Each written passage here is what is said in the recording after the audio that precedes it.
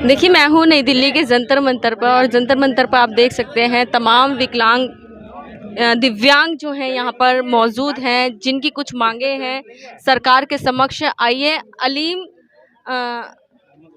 मोहम्मद अलीम जी से जानते हैं कि क्या इनकी प्रमुख मांगे हैं। कहीं ना कहीं ये इन सब दिव्यांगों को लीड कर रहे हैं, इन्हें जंतर मंतर लेकर के आए हैं और सरकार के समक्ष इनकी समस्याओं को रख रहे हैं।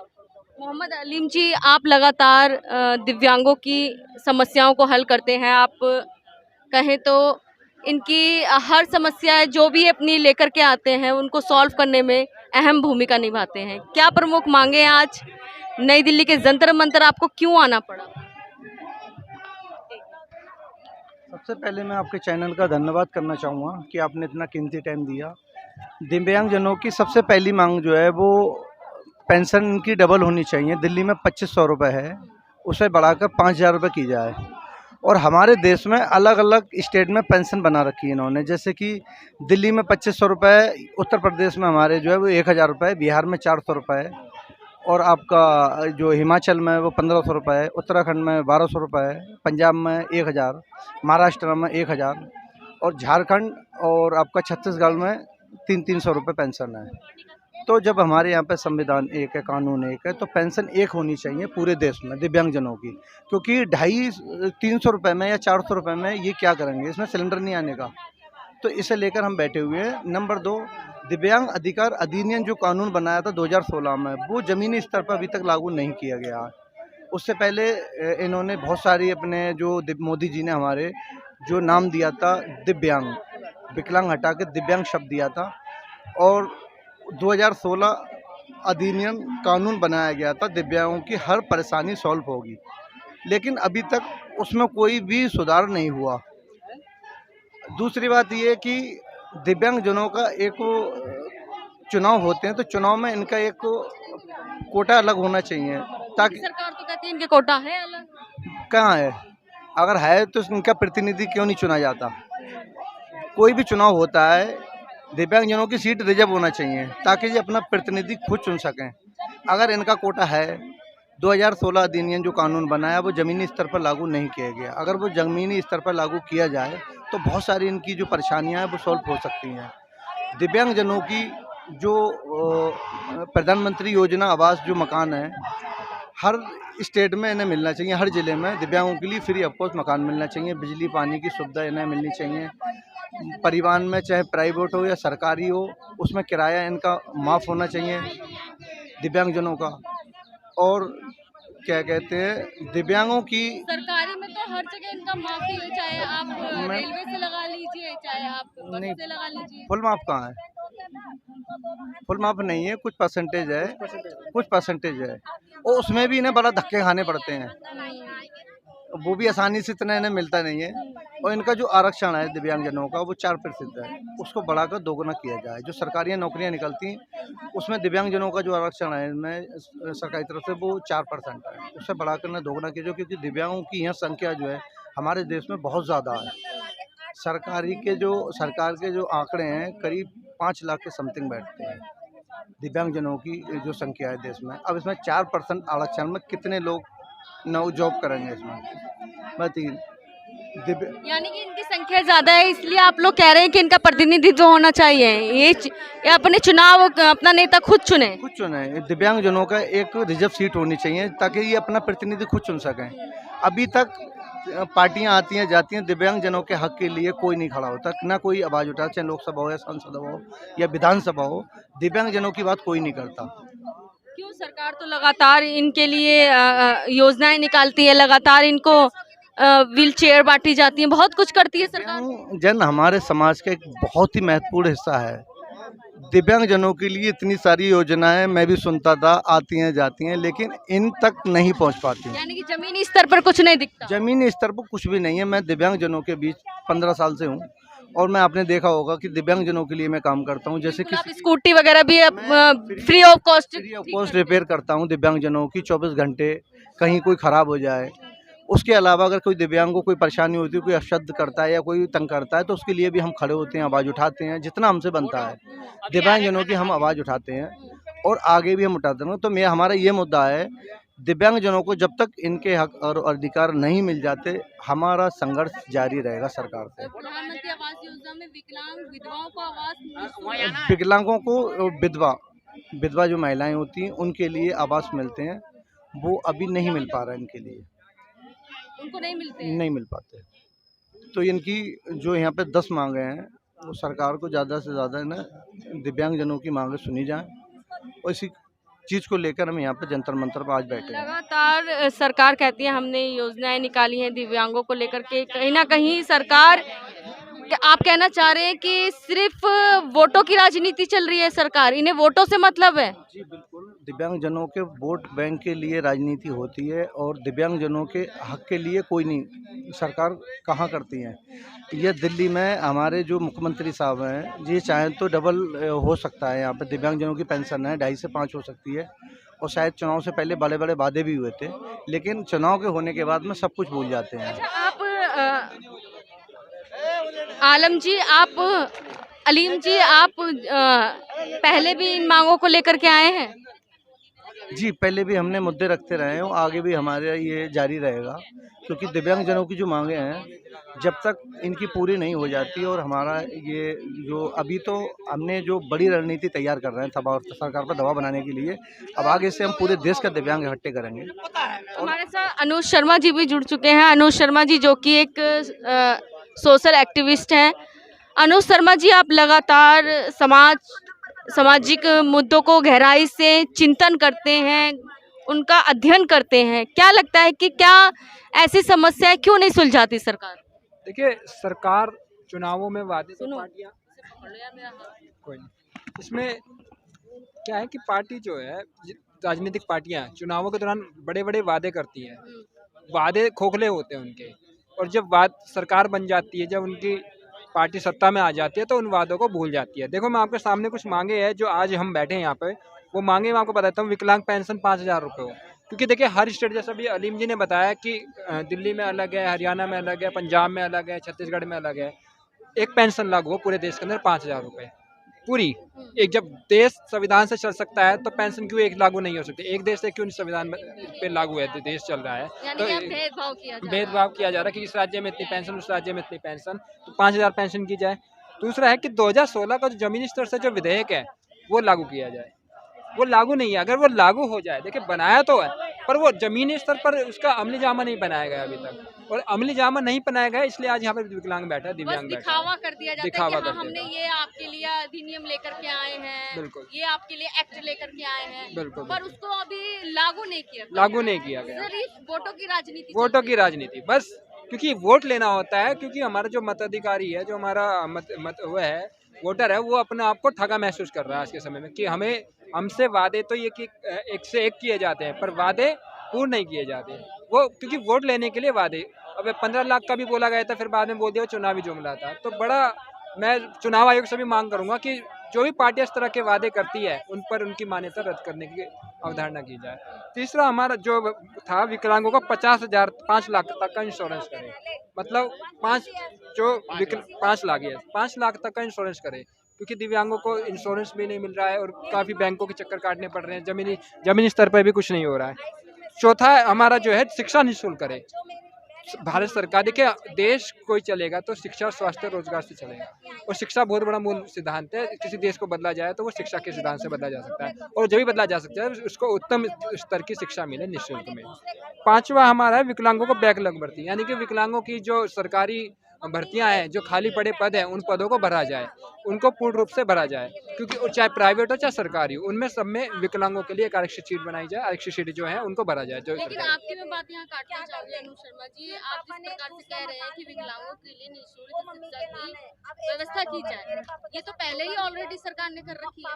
कहाँ पे कर रखी है? कौन से राज्य में कर रही है? सरकारी स्कूल में चले जाइए, फ्री है शिक्षा। सरकारी स्कूल की बात नहीं हो रही, प्राइवेट प्राइवेट में भी कोटा होता है। नहीं, विकलांगों के लिए प्राइवेट में भी नहीं है। विकलांगों को देता भी कोटा कोई मिल नहीं रहा है। EWS के तहत क्यों नहीं लेते? लेते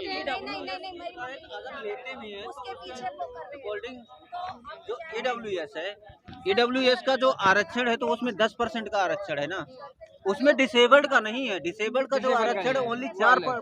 चार एजुकेशनल में 5% बोलते, लेकिन होता नहीं है। कहीं भी कोई भी एनजीओ हो, कोई भी यूनिवर्सिटी, कोई भी कॉलेज, आपको ऐसा नहीं आपको दिखेगा कि आपको 5% दिया होगा। आप लेकिन पता कहते तो हैं कि विकलांगों के लिए, दिव्यांगों के लिए इतनी सारी छूटें हैं, जी, जी। इन्हें जल्दी नौकरी मिल सिर्फ जाएगी। कहीं जाती हर किसी के दिमाग में बैठा हुआ होता है कि विकलांगों को तो जल्दी नौकरी मिल जाती है। नहीं मिलती। मैम दिव्यांगों को तो जल्दी नौकरी मैम मिल मैं जाती आपको है। जल्दी मिल जाती है ना। मैं आपको आप बता रहा हूँ, मेरी जो क्वालिफिकेशन है ना, bachelor of computer application BCA plus diploma in elementary education, visually impaired को पढ़ाने की मैंने ट्रेनिंग कर रखा है। CTET का एग्जाम क्रैश हो गया है। इसके बाद UP टेट, कहाँ जॉब लगी है आप बताइए। यानी कि आप लोगों को खाली एक तरीके से झुंझुना पकड़ा बस देती है झुनझुना, सरकार। बस। मैं और मांगे पूरी कर दूं एक बार, जो रह गई है। विकलांगों को आयुष्मान कार्ड लागू करें विकलांगों के लिए, क्योंकि आयुष्मान जो योजना है वो भी जमीनी स्तर पर गांवों में नहीं है और कई जगह राज्यों में भी नहीं है। सरकार अपने दावे करती है कि हमने आयुष्मान योजना, जो गरीब है उसका मुफ्त में इलाज हो रहा है, पर कहीं नहीं हो रहा है। उससे अगला हमारा पॉइंट है, सभी चुनावों में विकलांगों की सीट आरक्षित की जाए, क्योंकि विकलांगों के बीच में से जब विकलांग निकलेगा तो अपना दुख दर्द उसको समझा सकते हैं, उसे बता सकते हैं और वो उसके समाधान करेगा, क्योंकि ये तो नेता हैं, तो राजनीति करके निकल जाते हैं। अगला पॉइंट है, प्रधानमंत्री आवास योजना में इनको भी घर दिया जाए, विधवाओं को आवास में निःशुल्क दिया जाए, क्योंकि वो जरूरी है। ये आज ये दर दर की ठोकरें खा रहे हैं, दर दर के लिए अपने हक मांगने के लिए। आज देखिए कहाँ पर ऐसे चल धूप में बैठे हैं, और ये सरकार को सुनना चाहिए। लास्ट हमारा अंतिम पॉइंट है, सरकारी नौकरी में विकलांगों के लिए सीट आरक्षित हो। ये हमारी मांग है जो मैंने आपके सामने रखी। इन मांगों के लिए आज हम यहाँ सब बैठे हैं, और इन्होंने मांगों के लिए इन्होंने मुझे भी बुलाया कि जैसे आपने मेरा परिचय दिया, समाज सेवी हूँ मैं, क्योंकि गहरी चिंतन बहुत जरूरी है। और जो आवाज़ दबी हुई है उन आवाज़ों को हम उठाते हैं अपने माध्यम से, आपके चैनल के माध्यम से और चैनलों के कभी माध्यम ऐसा से। महसूस जी, होता है कि आप जिस तरीके से कहा जाता है सरकार द्वारा तमाम वादे किए जाते हैं, कभी ऐसा भी होता है कि आप लोग जब ये चीजें सुनते हो कि ये तो हमारे वादे जो सरकार ने हमसे किए थे वो पूरे नहीं हुए हैं, तो कभी ऐसा हुआ है कि आप लोग दिमागी रूप से भी कई बार डिस्टर्ब हो गए हो? बिल्कुल मैम। अभी 2022 की चुनाव के उत्तर प्रदेश में इलेक्शन हुए, उस समय सरकार से माध्यम से हमारे दिव्यांग समाज के कई सारे लोग मिलने गए। उसमें वहाँ पर ये बात बोली गई थी कि अगर हमारी गवर्नमेंट दोबारा से बनती है तो हम आपकी पेंशन 1500 कर देंगे, ठीक है ना। बस उसने कहा बस है, गवर्नमेंट ने बोला बस है, लेकिन अभी तक मिली नहीं है। 1000 ही मिल रही है। और मैम एक चीज़ और, जो आप ये कथनी ईडब्ल्यू और करनी में फर्क है। कथनी और करनी में दोनों में इनके फर्क है। ये कहते कुछ और हैं, करते कुछ और हैं, सीधी सीधी बात।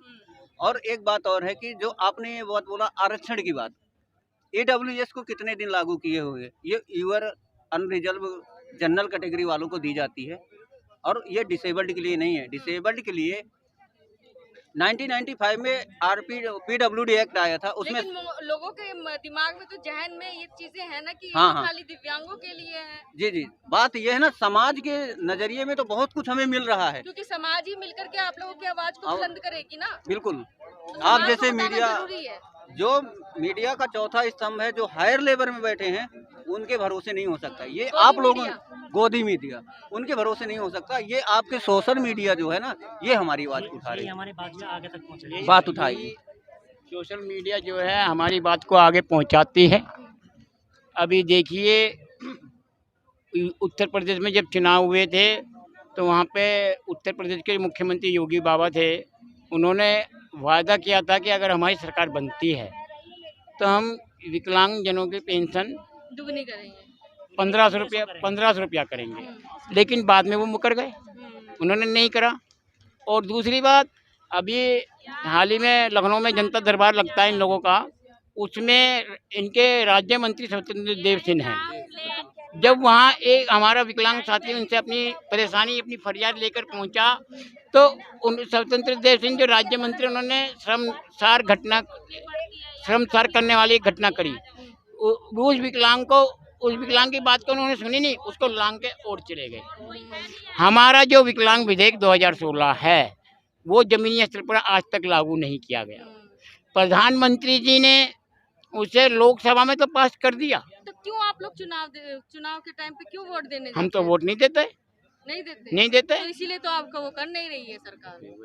चलिए चलिए हमने वोट नहीं दिया, आपने वोट दिया या औरों ने दिया, उनके लिए कितना कर दिया? उनके लिए कितना कर दिया? आप ये बताइए, औरों ने वोट दिया है, उनके लिए कितना कर दिया? वोट किस वजह से देते हैं आप? क्यों नहीं देते आप वोट? आप किस बेस पे दें? इसलिए दें कि यहाँ आकर धूप में धरने पे बैठ जाएं? इसलिए दें फिर भी कि सरकार तो जीत रही है। बेईमानी से जीत रही है, बेईमानी है उनके रग रग में। आज बैलेट पेपर से जो चुनाव करा लीजिए, नहीं जीतेंगे। वो तो कहते हैं हम कोई बेईमानी नहीं करते। अब कोई चोरी करके ये कह देगा कि हम चोरी नहीं करते। आप चोर कह रहे हो उन्हें? चोरी है जी। आप ये बताइए, सांसद कोटे में विकलांगजन का 10-20 लाख रुपया होता है। एक सांसद के पास 20 लाख रुपया होता है, यानी कि एक साल का 50 लाख 1 करोड़ रुपया बैठ गया। कहाँ जाता है वो पैसा? क्या वो विकलांगों पे खर्च होता है? यानी कि फंड डकार जाते हैं, पूरा डकार जाते हैं, विकलांग को नहीं मिलता कुछ भी। बताइए क्या? अभी इन्होंने कहा कि हमने जी 3.5। आप लोग बहुत नाराज है सरकार से? नाराज तो पूरे हैं। अब अगर नाराज नहीं होते, इस चिलचिलाती धूप में, कोई अयोध्या से आया है, कोई महाराज। चुनाव नहीं आ रहे तो 24 में आएंगे, अब क्यों सरकार आप लोगों की मांगे पूरी करेगी? 24 का इंतजार कीजिए आप लोग। तो फिर एक काम कीजिए कि हम अंबानी जी को ये चाहते रहें, हमें ना चाहें। क्यों दिव्यांग नाम दिया है, वो वापस क्यों नहीं ले लेते ये लोग? यानी कि दिखावा था चुनाव स्टंट। हाँ, ये चुनाव स्टंट था। अब एक मैं राष्ट्रीय अध्यक्ष विनोद प्रगुप्ता विकलांग विधवा सेवा समिति से। मेरा नाम सौरभ सिंह है, राष्ट्रीय विकलांग विधवा सेवा समिति संगठन मंत्री उत्तर प्रदेश। अच्छा ये बताइए, विकलांग एक मिनट इनके सबको। आपका नाम? मैं शंकर लाल, दिव्यांग समिति अध्यक्ष उत्तराखंड से। आप उत्तराखंड से यहाँ नई दिल्ली के जंतर मंतर आए हैं, इतनी चिलचिलाती धूप पड़ रही है, कहे तो ऐसा मौसम भी हो जा रहा है, देखेंगे तो बहुत ज्यादा बारिश हो रही है, बाढ़ आने पूरी आ गई, तो आप लोग फिर भी आए हैं यहाँ पर, क्या समस्याएं उत्पन्न होती हैं आप लोगों के साथ? मैम, ये सरकार को हम दिखाना चाहते हैं, सरकार जो कहते हैं दिव्यांग कमजोर है, दिव्यांग कमजोर नहीं है। देखिए, आपने खुद कहा कितनी समस्याएं देश में है, मतलब बारिश के उसमें, फिर भी दिव्यांग एकजुट होकर यहाँ पर आया है। और मेन जो हमारी समस्या हैं, जो भी घोषणाएं कागज़ पर लागू होती है, वो ज़्यादातर एक भी लागू नहीं हुई है। जिस प्रकार से 2016 एक्ट में हमारे आपने भी भाई का इंटरव्यू लिया था, पढ़ा लिखा दिव्यांग है वो, देखिए आज भी बेरोजगारी मार झेल रहा है, जबकि सरकार कह रही है कि हम सब दिव्यांगों को रोजगार दे रहे हैं। तो कहाँ की इंसाफी बताइए? और इस महंगे के दौर में कोई राज्य में 300 पेंशन मिल रही है, किसी में 2000 मिल रही है, किसी को 1500 मिल रही है, 1000 मिल रही है। आप जानते हैं एक गैस का सिलेंडर भी आज 1100 का पड़ रहा है। तो क्या दिव्यांग के लिए 1500 पेंशन बेटर है? यानी कि दिव्यांग को कोई छूट नहीं है? कोई छूट नहीं मैडम, खाली कागज में छूट है, लेकिन हकीकत में कोई छूट नहीं है। मैं अपने आपकी बताता हूँ, मेरे पास 3 आरक्षण है, दिव्यांग का है, SC का है और BPL है, लेकिन मैं आज भी बेरोजगार हूँ। 20 साल से नौकरी मांगते मांगते आज मेरी एज समाप्त हो चुकी है, मेरी एज आज 49 ईयर की हो गई है। अरे नौकरी कैसे मिलेगी बताइए? नौकरी कहाँ है जो आपको देंगे? तो क्यों कहती है सरकार आरक्षण, क्यों कहती है? समाप्त कर दो ना आरक्षण। तो आरक्षण का गुड़ गा के क्यों बोल रही थी सरकार ने? कोई भी सरकार हो, जब वोट का टाइम है तो आपको आरक्षण देंगे, 4%, किसी को 10%, किसी को 15%। कहाँ से आ रहा है आरक्षण बताइए? अब की 2024 में जिताओगे मोदी जी को? देखिए मैडम, जिताना ना जिताना, घर घर आएंगे सब लोग, उनके सांसद आएंगे, चलिए आप लोगों की सारी समस्या दूर करेंगे, तब आप लोग फिर मान जाएंगे। देखिए मेरा एक ही माना, जिताना ना जिताना जनता के हाथ में होता है, और जनता ही सर्वोपरि होती है फर्क पड़ता है नहीं? एक ही वोट से फर्क पड़ता है हमारा। मैं दिव्यांग समाज से कहना चाहता हूँ, आप किसी राजनीतिक दबाव ना होकर अपना संगठन तैयार करें और अपने नेता को संसद में पहुँचाए, ताकि आपकी जो भी जायज़ मांगे वो सफलतापूर्वक पूरी हो सके। मैं राष्ट्रीय सचिव सुरेश चंद्र जाटव, विकलांग विधवा सेवा समिति से। हमने जो आज ये जंतर मंतर पर धरना दिया है, हमने सभी विकलांग भाई और विधवा बहनों के लिए जो ये हम संघर्ष कर रहे हैं, हम सरकार से लड़ रहे हैं, हम अपना हक मांग रहे हैं, अपना अधिकार मांग रहे हैं, लेकिन ये लोग हमें जो है, आपको लग रहा है हक ऐसे मिल जाएगा ऐसे धरने करने से? ये तो अब धरने करने की कोशिश तो हमारी लगातार यही है भाई, धरने से सब काम होता, मौन रह करके सब काम हो जाता है, लेकिन ये सरकार गूंगी बहरी है, अंधी भी है। ये सरकार नहीं मांगे तो हम जो है इसको अपने धरने को बढ़ाएंगे आगे को। हमने अनिश्चित, हाँ, फिर हम इसको अनिश्चितकालीन करेंगे। यहीं दिल्ली के अंदर ही करेंगे। तो पूरे भारत में पूरे करेंगे? पूरे भारत के अंदर चलेगा हमारा ये धरना। आप लोगों के साथ और संगठन भी है हाँ, कि वो- आप लोग अकेले ही? नहीं, हमारे साथ और भी संगठन है संगठन और संगठन तो ऐसा पीछे हो जाते हैं कई बार। नहीं संगठन वो बेशक पीछे हो, वो लेकिन हम तो हमेशा आगे हम रहेंगे। तो हमेशा आगे रहेंगे। क्या हमारे ऐसा चलेगा आप लोगों का आंदोलन जैसे किसानों का चला था? किसानों नहीं, से इससे भी बढ़कर इससे चलेगा। बढ़कर चलेगा। अच्छा, इससे आप भी ये बताइए, विकलांग समाज सबसे निर्बल समाज है। इस सरकार ने विकलांगों को दिया ही क्या है? कुछ दिया है? अगर विकलांगों के पास रोजगार होता, आवास होता, आज विकलांगों को सबसे ज्यादा जरूरत किस चीज की है? मूलभूत सुविधाओं की। मूलभूत सुविधा की नहीं, उसको एक रोजगार और एक आवास। तो मूलभूत सुविधाएं वही ये- तो ये- है ये- सर। ये- रोजगार मिल गया। सब चीज मिल गई। अब हमें रोजगार और आवास अगर मिल जाए तो हमारे सामने दिक्कत नहीं होगी। अब हमें यानी कि आपको आपकी मौलिक अधिकारों से भी वंचित किया जा रहा है। हाँ। अब ये हमारा विकलांग विधेयक 2016 है, ये जमीनी स्तर पर लागू ना होने से विकलांगों का आए दिन शोषण उत्पन्न होता है। जो इनमें बातें कही गई हैं, जो विकलांग विधेयक 2016 में हैं, वो भी उनको विकलांगों को पूरी नहीं मिल पा रही। जब हमारे प्रधानमंत्री जी ने विकलांग विधेयक को पास कर दिया तो उनको क्या दिक्कत है कि उसको जमीनी स्तर पर लागू नहीं कर रहे? देखिए यहाँ पे हमारे साथ गीता वर्मा जी भी जुड़ चुकी है, जो कि मीडिया प्रभारी मीडिया प्रभारी है किसमें? विकलांग विधवा सेवा विकलांग विधवा सेवा समिति की मीडिया प्रभारी है गीता वर्मा जी। गीता वर्मा जी, आप एक महिला हैं जी, और कहें तो दिव्यांग, आप खुद भी कहीं ना कहीं आपको भी दिक्कत है शरीर में जी, और तमाम दिव्यांग महिलाओं की समस्या को आप नई दिल्ली के जंतर मंतर लेकर के आई हैं। सरकार से आपको गुहार लगा रही है, केंद्र सरकार से, राज्य सरकार से तो आप लगा चुकी जी, उन्होंने तो सुना नहीं। अब आप केंद्र सरकार के समक्ष आई हैं, क्या लग रहा है केंद्र सरकार सुन लेगी आपकी मांगों को? अगर नहीं सुनेगी तो हम लोग सुनाएंगे ना। आवाज में दम होना चाहिए, हमारी एकता में दम होना चाहिए, एक ठीक है। तरफ सशक्तिकरण का नारा लगाया जाता है, बेटी बचाओ बेटी पढ़ाओ, और एक तरफ बेटी को अन्याय कराया जाता है। क्यों? तो ये ऐसा सब नारे क्यों? क्या है? क्या है ये दिखाना है ना, झूठे नारे हैं, ठीक है। सिर्फ झूठा ही है सब कुछ, ठीक है। नारी को जगह जगह बेइज्जत किया जाता है, विकलांगों को बेइज्जत किया जाता है, उन्हें अधिकारों से वंचित रखा जाता है। क्यों रखा जाता है? ठीक है। और लोगों को समाज में इज्जत दी जाती है, हम लोगों को इज्जत क्यों नहीं जाती है? अपंग है, हमें अपंग के नाते छोड़ दिया जाता है कि अपंग है, अपाहिज है। क्यों छोड़ा जाता है ये बताइए आप, ठीक है। और अपंग भी बनाया जाता है, कोई माँ के पेट से पैदा नहीं होता। बहुत कम लोग माँ के पेट से पैदा होते हैं, कुछ लोग दुनिया में बनाते हैं, जल्लाद पैदा हो रखे जो अपाहिज बना देते हैं। और फिर भी नारी लड़ती है और लड़ती है, और माँ पालती भी है बच्चों को, सब कुछ करती है, लेकिन फिर भी उसको न्याय नहीं मिलता।